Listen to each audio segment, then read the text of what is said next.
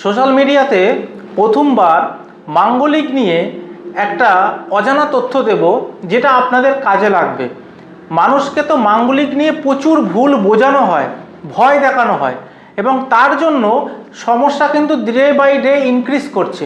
আমাদের কাছে প্রচুর মানুষ এসে বলে আমি মাঙ্গলিক দোষ আছে আমার কিনা দেখুন।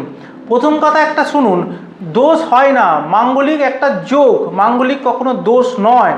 আর মাঙ্গলিক থাকা মানে তার মধ্যে এনার্জি লেভেল অনেক হাই থাকে, তার স্পোর্টি মেন্টালিটি হয়। ফিমেলদের ক্ষেত্রে 23 থেকে 26 বছরের মধ্যে জব অপরচুনিটি চলে আসে যারা মাঙ্গলিক থাকে। এগুলো কিন্তু সব আমি আমার জীবনের অভিজ্ঞতা দিয়ে আপনাদের শেয়ার করছি। তাই মাঙ্গলিক হলেই যে দোষ খণ্ডন করতে হবে, বিভিন্ন রিচুয়ালস অ্যাক্টিভিটি করতে হবে, এর কোনো মানে নেই।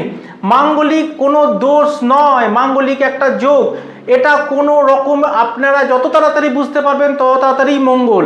আর মাঙ্গলিকের জন্য সবসময়ের জন্য বেস্ট রেমেডি হলো 3 ধাতুর একটা আংটি, রূপো, তামা এবং পিতল দিয়ে 3 ধাতুর তৈরি আংটি, যেটা আমি বানিয়েছি।